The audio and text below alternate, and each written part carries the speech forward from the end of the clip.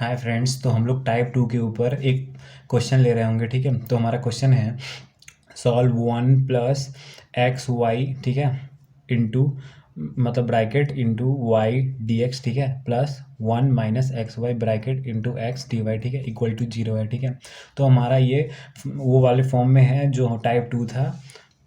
Function के अंदर x Y होना चाहिए और वाई डी एक्स से मल्टीप्लाई होना चाहिए। ठीक है, और फंक्शन के अंदर जो हमारा F2 है, ये F2 के अंदर एक्स वाई होना चाहिए और एक्स डी वाई से मल्टीप्लाई होना चाहिए। ठीक है, ये उसी टर्म में है। ठीक है, और ये नॉन एग्जैक्ट का है, तो भाई पता ही है कि दोनों का डिफरेंशियल मतलब पार्शियल जो डिफरेंशियल होगा वो इक्वल नहीं आएगा।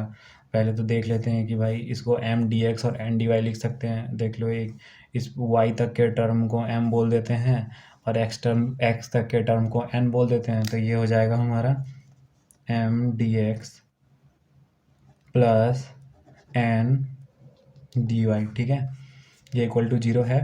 हाँ भाई, ऑब्वियसली है। तो अब क्या करते हैं, एम को लिख लेते हैं। एम होगा हमारा 1 + XY इंटू वाई, ठीक है, और एन होगा हमारा 1 - XY इंटू एक्स। ठीक है, ये दो इक्वेशन हो गया, मतलब ये हमारा एम और एन हो गया। और इसका हम लोग डेल एम निकालेंगे, डेल एम वाई माई। ठीक है, तो इसका y है, तो भाई y के पहले तो पहला टर्म कांस्टेंट है तो वो तो 0 हो जाएगा। मतलब पहला टर्म कांस्टेंट नहीं है क्योंकि हम लोग अभी y को अंदर मल्टीप्लाई करेंगे।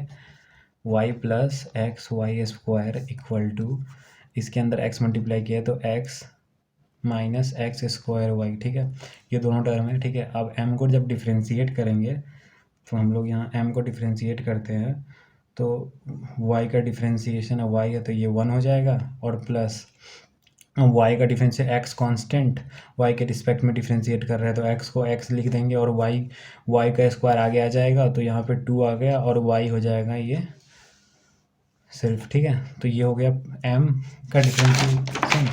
और अब हम लोग देखेंगे n का डिफ्रेंशिएशन, तो del n upon del x। ठीक है, तो ये क्या होगा हमारा, ये हो जाएगा हमारा del n upon del x। ठीक है, ये हो जाएगा 1 - XY इंटू एक्स। ठीक है, अब x अंदर गया तो मतलब x अंदर गया था तो था हमारा x - X² ठीक है y। ठीक है, अब इसको x के रिस्पेक्ट में तो x का डिफ्रेंशिएशन क्या होगा, 1 हो जाएगा। ठीक है, और माइनस है तो ये x² है तो ये हो जाएगा 2x, और ये y कांस्टेंट है तो डायरेक्ट y लिख देंगे तो ये दूसरा आ गया। अब दोनों इक्वल नहीं आ रहा है तो इसको हम लिख सकते हैं डेल m अपॉन लिख सकते हैं del m upon del y equal to del n upon del x। ठीक है, इसको हम लोग ऐसे लिख दिया और ये नॉट इक्वल टू है।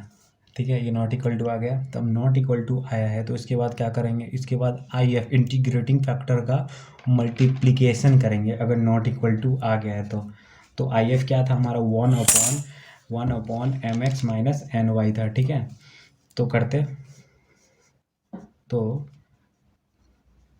इंटीग्रेटिंग फैक्टर पहले पता लगाओ, तो रिड्यूसिबल टू पहले लिख लेते हैं कि ये एग्जैक्ट है, reducible to exact differential equation. ठीक है,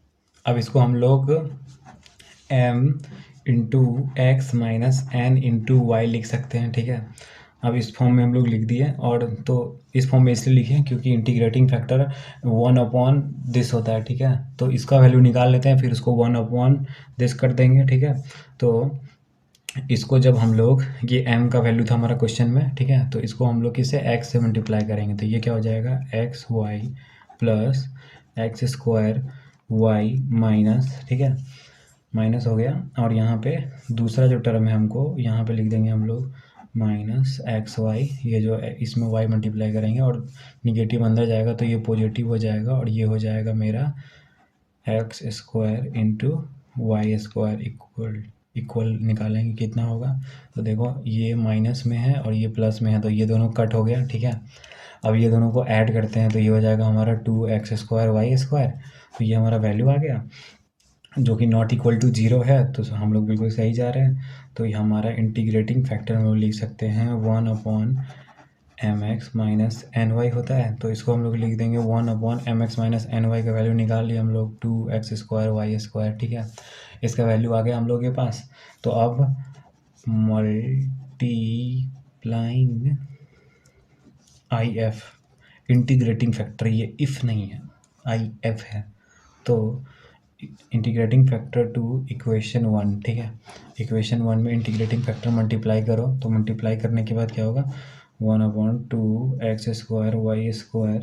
अब हमारा जो इक्वेशन 1 था, जो कि हमारा क्वेश्चन था 1/x y², ठीक है, और ये हो गया dx plus 1/dx² y² x minus x² y dy equal to 0। ठीक है, तो ये हो गया हमारा इंटीग्रेटिंग फैक्टर से मल्टीप्लाई करें। तो अब इस सबको अंदर में मल्टीप्लाई कर देते हैं, तो ये हो जाएगा हमारा y/2x² y², ठीक है, प्लस xy²/2x² y²। ये टोटल मल्टीप्लाई y हो जाएगा dx, और जो दूसरा हो जाएगा हमारा x/2x² y² minus x² y 2x² y² dy equal to 0 हो जाएगा। ठीक है, अब क्या करते हैं, अब हम लोग इसको जो भी कट रहा है उसको काट देते हैं। तो ये स्क्वायर कट गया, ये y² कट गया, x से x का स्क्वायर कट गया, ये x का स्क्वायर कट गया, ये x² कट गया, y से y कट गया। तो फाइनली जो हम लोगों का आ रहा होगा वो हम लोग वैल्यू लिख लेते हैं 2x² y plus 1/2x dx plus 1/2x y² minus 1/2y dy equal to 0। ठीक है, ये इक्वेशन आ गया हमारा। तो अब ये नया क्वेश्चन समझ लो। अब ये एग्जैक्ट के अंदर आई एफ से मल्टीप्लाई किए हैं तो आ ही गया होगा, अभी सॉल्व करेंगे तो पता भी चल ही जाएगा। तो ये m1 dx और n1 dy, क्योंकि ऑलरेडी m और n मान चुके हैं तो इसको m1 और n1 मान लेते हैं। ठीक है, अब क्या करते हैं ना, तो m और n मान लिए, तो पहले m1 को नोट कर लेते हैं कि m1 क्या था। तो m1 था हमारा 1/2x² y प्लस 1/2x। ठीक है, ये m1 था, और हमारा जो n1 था, n1 equal to 1/2x y² minus 1/2y। ठीक है, ये n1 था, और हम लोगों को ना n1 और m1 पता लग गया है। ठीक है, n1 और m1 पता लग गया है। तो अब करते हैं इसको सॉल्व,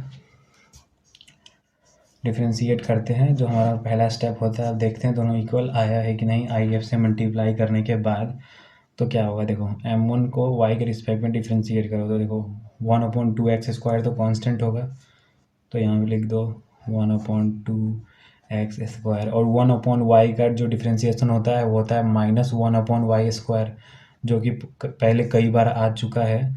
तो 1/y² हो गया।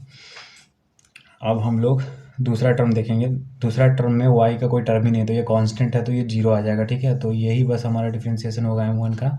और n1 देखते हैं, n1 dx। ठीक है, तो फर्स्ट टर्म में जो है ना हमारा x 1/x है, सिर्फ इसी का डिफ्रेंशिएशन होगा, क्योंकि 2y² कांस्टेंट हो जाएगा, क्योंकि y के x के रिस्पेक्ट में डिफ्रेंशिएट कर रहे हैं। तो ये हो जाएगा हमारा, पहले तो कांस्टेंट वाला लिख दिए, और ये माइनस आ जाएगा क्योंकि 1/x है, तो ये हो जाएगा x²। ठीक है, ये हो गया, और ये 1/2y है जिसमें x का कोई टर्म नहीं है, तो ये 0 हो जाएगा। तो ये दोनों इक्वल आ गया, तो यहाँ लिख देंगे हम लोग del m/del y, ये दोनों इक्वल है del n/del x। अब इक्वल आ गया तो इसको बोल सकते हैं कि भाई इक्वेशन हमारा रिड्यूसिबल है एग्जैक्ट में।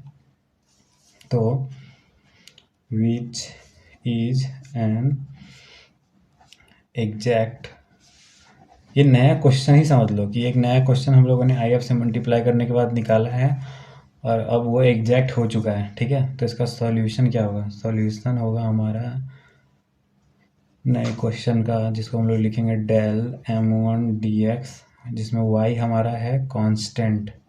ठीक है, और plus integration term not containing x d y ये इक्वल टू 0 है, मतलब ये इक्वल टू सी है कांस्टेंट। ठीक है, ये हमारा फॉर्मूला रहता है सॉल्यूशन, मतलब जब सॉल्यूशन हम लोग लिखना होता है, जब सब कुछ सारा केस वेरीफाई हो जाता है। तो m1 था हमारा 1/2 x square Y plus 1/2x, ठीक है, dx। ठीक है, और ये दूसरा जो था टर्म नॉट कंटेनिंग x, ठीक है, ऐसे टर्म जो x को कंटेन नहीं कर रहा हो। तो n1 देखो हमारा n1, इसमें तो भाई x है तो ये टर्म हटाओ, और इसमें y है और x नहीं है तो ये टर्म को लिख दो। ये टर्म माइनस में है तो हम लोग माइनस के साथ लिखेंगे, जो साइन होता है उसके साथ ही टर्म को डालना है। तो हम लोग यहाँ लिख देंगे -1/2y, ठीक है, और ये dy इक्वल टू सी। अब इसको इंटीग्रेट करो y को कांस्टेंट मान के। अब इसको हम लोग इंटीग्रेट करेंगे, ठीक है। तो देखो इंटीग्रेट करने के लिए क्या करते हैं ना, मतलब इंटीग्रेशन को इस अंदर मतलब मल्टीप्लाई कर देखते हैं एक तरह से। तो इंटीग्रेशन ऑफ, पहले तो 1/2 हमारा कांस्टेंट है और y कांस्टेंट, तो 1/2x स्क्वायर कांस्टेंट मान लेंगे, मतलब y कांस्टेंट तो 1/2y बाहर कर लेंगे, ठीक है। तो अंदर में हो जाएगा हमारा बस 1/x स्क्वायर, ठीक है। और इसके अंदर इंटीग्रेशन मल्टीप्लाई हुआ तो 1/2 को कॉमन ले लो और इंटीग्रेशन ऑफ 1/x, ठीक है, और यहाँ तक क्या dx, और यहाँ पे भी आ जाएगा dx, और इसमें भी -1/2 को बाहर ले लिया तो यहाँ क्या बचा 1/y dy, इसका इंटीग्रेशन, ठीक है, इक्वल टू c। तो इसको इंटीग्रेशन में इसका 1/x स्क्वायर को हम लोग लिख सकते हैं -2, ठीक है, प्लस 1/, इन दोनों को जब ऐड करेंगे तो क्या आएगा, नीचे -1 आएगा, ठीक है। और बाहर क्या है हमारा, बाहर है हमारा 1/2y, तो इस टर्म में 1/2y मल्टीप्लाई है, ठीक है, और इसका डिफरेंस इंटीग्रेशन हो जाएगा हमको log x, ठीक है। तो 1/2 इंटू लिखेंगे log x, ठीक है, और -1/2 और 1/y dy का इंटीग्रेशन क्या होगा log y, ठीक है, ये इक्वल टू c हो जाएगा। और फाइनली हम लोग इसको लिखते हैं -1/2xy, ठीक है, ये दोनों -1 ऐड होके -1 आया, नीचे x आ गया, ठीक है। तो upon 1 plus log x by 2 minus log y by 2 equal to c। तो ये हमारा रिक्वायर्ड सॉल्यूशन आ गया, ठीक है। इनमें जनरली क्या होता है ना, स्टार्टिंग का जो इंटीग्रेटिंग फैक्टर है ना, तब तक के लिए आपको मतलब थोड़ा दिमाग लगाना होता है, उसके बाद बस सेम प्रोसेस रिपीट करना है जो हम लोग